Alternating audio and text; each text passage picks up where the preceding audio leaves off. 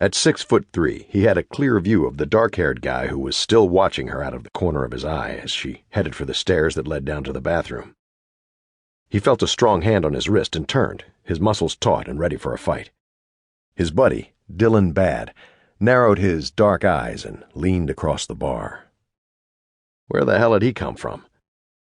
Logan's eyes slid to the swinging door to the stockroom, still moving from Dylan's entrance. Careful with that one, Logan.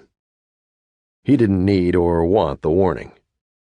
For a second, he wondered if Dylan wanted that sexy little bartender for himself, before remembering that Dylan didn't dip the pen in the company ink, which meant that there was something he knew that Logan didn't. Not for long. He'd deal with that later. Logan shot back the same dark stare. Noted. See the guy trailing her? He'd better be careful of me. He wrenched his arm free and shook it out. Like a dog with a bone, he headed down the stairs with tunnel vision. Logan pushed through the throngs of 20-somethings gathered in the stairwell, passing handsy guys with their bodies pressed against scantily clad women and groups talking and drinking while eyeing each other up. The ladies' room was to the left of the staircase, men's to the right. The sassy bartender and the asshole were nowhere in sight. A chill ran down Logan's back. He opened the men's room door, peered inside. The guy wasn't there. Logan's pulse ratcheted up a notch.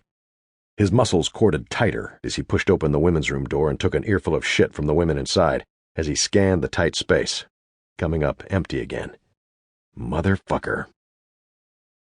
He pushed through the crowd to the narrow hallway that led to the alley behind the bar. The emergency exit-only sign was still hanging loose. Goddamn Dylan. The alarm had been broken for a month. He knew Dylan was busy, but at the moment he didn't care. Logan was seeing red as he pushed through the door and heard shuffling and muffled pleas. He stalked down the dark alley, following the sounds. He was upon them before the whites of the bartender's terrified eyes came into focus. Her attacker had her against the wall, trapping her with his hip. One hand fumbled with the waist of her jeans, while the other held her shoulders pressed against the bricks. Hatred burned in Logan's veins. In one swift move, Logan grabbed the man by the back of his shoulders and tore him off of her.